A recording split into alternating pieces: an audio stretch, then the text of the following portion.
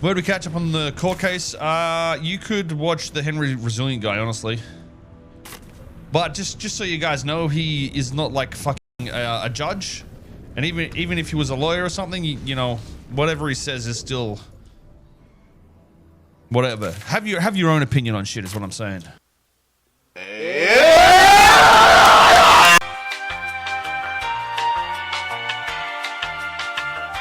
I mean, it's not, look, I can't say it's game over, but look, it's Larry mother effing Zerner, okay? Say his name correctly, put some respect on his goddamn name. Some respect on my name. Because this lawsuit, I do not know how it moves forward. And you guys know, I'm not team Koil or DW, I'm just team, like, just looking at the lawsuit. It's gonna be W Pixel. To Tove, asking to amend their amended complaint and to remove the emails that Tove put in when they thought they had a slam dunk case to take ownership or half of ownership of the Nopixel server. All right, so look, they have a hearing scheduled for the 21st. This is a very short video. August 21st, which is a couple days from now. So now, this is in response to the plaintiffs, which is Tove's amended complaint does not allege that the parties are joint owners of the copyright. So in its opposition, they're basically summarizing Tove. What you're going to see Larry MF Zerner use Tove's words against them strategically. Very clear. In its opposition, Tove claims that the amended complaint is seeking declaratory relief, which is money, guys, as to whether Tove and Koil are joint owners of the Nopixel server. Which I told you, I was like, damn, they own half the server. How does that impact XQC, Buddha, and Koil's share if Tracy owns half? Anyway, the amended complaint does nothing of the kind, while there was language concerning copyright joint ownership in the original complaint. See paragraphs 23 to 24. So I have the original complaint. So this is the original complaint right here, if you guys can see it. We're about to go down to paragraph 23 and 24 to confirm that the lawyer is actually telling the truth, which I know he is. So 23, right here, paragraph 23. Therefore, Tove seeks the court's determination as to whether Tove is entitled to assert a joint ownership interest in any and all copyrights derived from Mr. Tracy's creative contributions to the Nopixel server pursuant to the Copyright Act. Now remember, they have no real copyright. So accordingly, any justifiable controversy has arisen and now exists between Tove and the defendants regarding Tove's claim to joint ownership of any and all copyrights derived from Mr. Tracy's creative contributions. Okay, so now you see that they're talking about copyrights. In the original complaint, copyrights is the focus, okay? Now, instead, the amended complaint states that it seeks declaration to as whether a permanent and irrevocable license for Koil's to continue exploiting, otherwise utilizing such contributions was ever granted to defendants. That's the amended complaint. Paragraph 26. Sometimes you want to correct these people just in case they mess up. So we go down to the amended complaint. We scroll to paragraph 26, not line 26, it's paragraph 26, to see if it aligns with what Mr. Zerner is alleging, right? Hey, 26 is right here. An actual controversy has risen and now exists between Tove and the defendants regarding parties' perspective in and to any all copyrights derived from Mr. Tracy's creative contributions and all monies generated from the exploitation thereof, including, without limitation, whether a permanent irrevocable license for Koil to continue exploiting or otherwise using the defendants. So first case is copyright. Second, when they amend it, it is irrevocable license. See, Larry Zerner is pointing out the two things, all right? In the February 26th letter of Tove's counsel to the defendants, reference paragraph 22 of the amended complaint, contradicts Tove's contention that plaintiffs are asking for declaration about joint ownership. All right, so I have that as well. So on or about February 6th, Tove's counsel sent defendants a renewed demand to cease and desist, wherein counsel disputed defendant's claims of lack of ownership and the existence of a license, made clear to Tove's intention to bring all viable claims against defendant, and its defendants were not met. So it's heating up. And I know I'm jumping back and forth, but I want you guys to see everything, right? You see everything. Now, in the letter to Tove's, lawyers state that Misty Tracy, which is DW's contributions to the server, are owned by Tove. So they're saying, hey, we own everything, and threatens to sue Koil for copyright infringement if he continues to use these contributions, to which Koil said they have the license to use his contributions. This letter is an admission by plaintiff that it does not consider Tracy's work on the server to constitute a joint work, all right, which is saying, hey, Tove owns it, but instead considers to be completely owned by Tove. If plaintiff actually believed that a joint work existed, plaintiff would not contend there was a copyright infringement because both of you guys own it, or contend that the defendant needed a license to distribute the work. So you see the confusion is coming into play. You're like, well, is it about copyrights?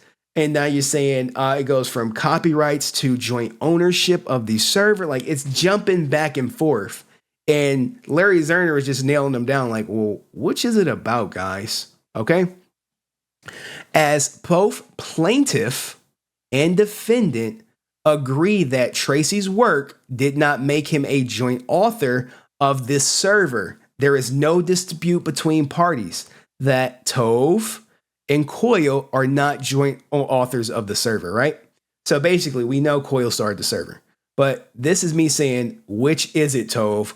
Who owns DW work? Is it jointly owned or independently owned? Because in one sentence, y'all say it is independently owned, sending the cease and desist. And next thing you know, you see the one where they're saying like, well, we own the Nopixel server. So what the plaintiff asks for in the amended complaint is declaration that Tove is entitled to prevent the defendants from utilizing Tracy's contributions. All right, and this is quoted, so we don't have to visit it. Such a declaration has nothing to do with determining whether a plaintiff and defendant are joint authors, and everything to do with whether defendants is infringing plaintiff's alleged copyright, as plaintiff has not compiled with no formal copyright exists, right? Remember, guys, there is no formal copyright that they have. They literally just filled out a piece of paper, put NA for the copyright number, and said contributions. So, and that is one of the reasons why Koil wants the lawsuit tossed out, because they have no copyright and they're trying to sue for copyright infringement. Now, here is where the letter gets coming in, right? Remember, Tove wants the letter removed, but they also used the letter early on in the filings to prove joint ownership. Plaintiff contends that the court should not consider the omissions contained in the February 9th letter because the letter is part of a settlement discussion, and plaintiff is incorrect. Remember, they want them emails thrown out, even though they introduced them. You never introduce evidence, guys, because once you introduce it, it's there. You can't say, oh shit, we messed up. Let's unsee it. You cannot unring the bell in court. Once it's in there unless, someone objects and, it gets sustained. So they cite some court law, Rule 408 only forbids the introduction of a statement made during compromising negotiations about a claim when offered to prove or disprove the validity or the amount disputed claim, to impeach by a prior inconsistent statement or contradiction. Impeach means to prove someone lies. Okay, so they're not trying to remove it to say no one lied. They're not arguing that the emails are fake. All right, and they're not trying to dispute about the money offered or anything like that. Defendant is not introducing the letter to prove or disprove the validity of claim or to impeach the plaintiff, which is what I just said. And Rule 408, which is what Tove is trying to use, will not preclude admissibility of the statements if the evidence is not offered to prove liability or validity of a claim or its amount. So there's no amounts listed. So look, like they're basically proving that it should stay in. By its term, the rule does not require exclusion of any evidence otherwise discovered simply because it presented the course of compromise negotiation. So, but it's bad that Tove wants to throw out emails that they entered. They entered them.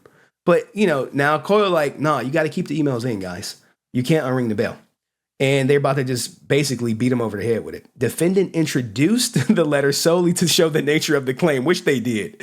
And when they introduced that letter, I was like, damn, he offered him half of ownership. That seems a little bit excessive, but, I have no idea if he did or if he didn't. The arguments in the letter are identical to the allegations in the complaint. The letter introduced to make it clear that Tove believes that its allegations are for copyright infringement and therefore must be dismissed. Okay. B, by discussing the terms of the letter in the amended complaint, plaintiff waived any objection to its admissibility. Basically, you brought it up, so it's in there. Now look, this is where Larry Zerner is about to sun him. Had John B., lawyer for Tove, complied with his obligations to meet and confer, I would have explained this shit to him, but he could not be bothered to do so. Like, what the fuck? What the fuck? You see how he just snapping? You see how he's just snapping? Like, look, Zerner's talking this shit. He's like, look, Lo, bro. If you would have came to the meeting, I would explain this shit to you. So you won't be wasting your time looking doofy when I file this and now you stuck.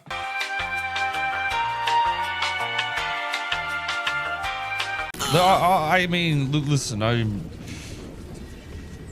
their lawyer, in my opinion, has come off douchey as fuck. In a lot of ways. And like I said, me knowing the truth and speaking the truth to my lawyers made everything a lot easier for us. Either way, like, I don't even know if it's going to get dismissed or not, but like, holy shit, it looks fucking crazy, doesn't it? Now you're getting an idea of like fucking... If only you could see the rest of it, chat. I'm just saying. Only one email has come out so far. And if,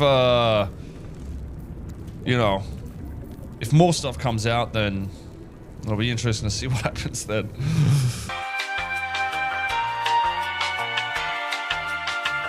Even if the use of the letter did fall under Protective Rule 408, plaintiff's explicit reference to the letter in the amended complaint waives any objections to it admissibility. Like, once you introduce new evidence, you cannot take it out. Plaintiff has a temerity to contend the defendant's inclusion of the letter in the motion to dismiss creates a chilling effect on settlement efforts.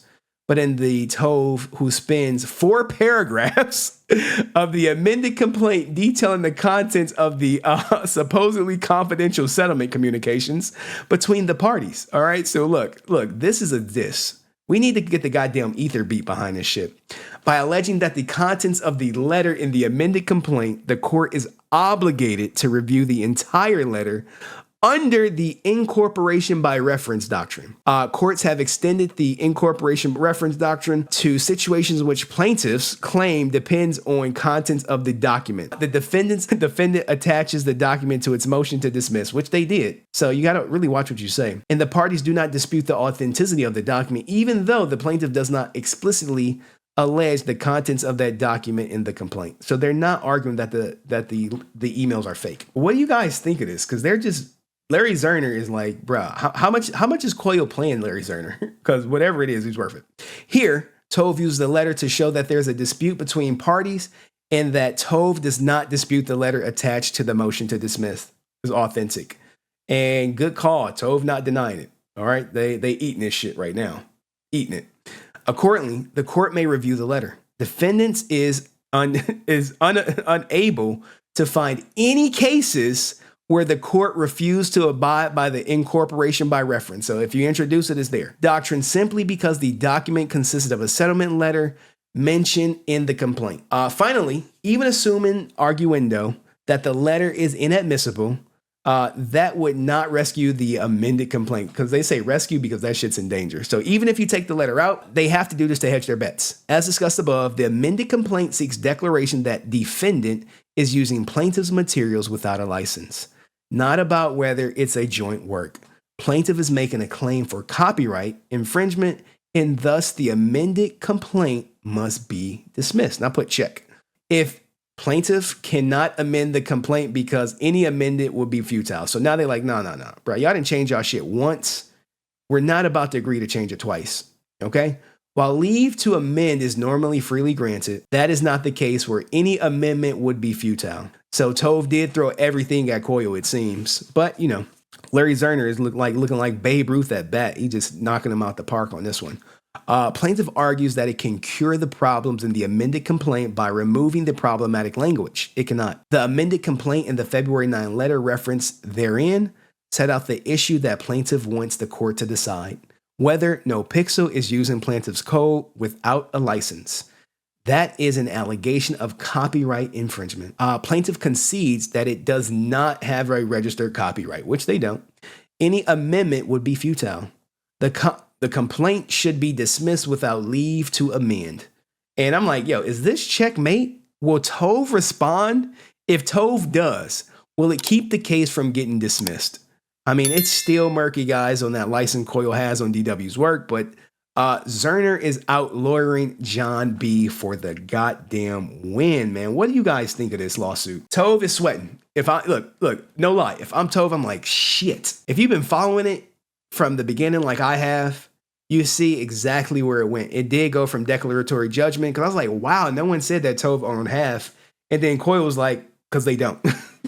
But this license that Koil supposedly has, you know, that's still murky, as clear as mud.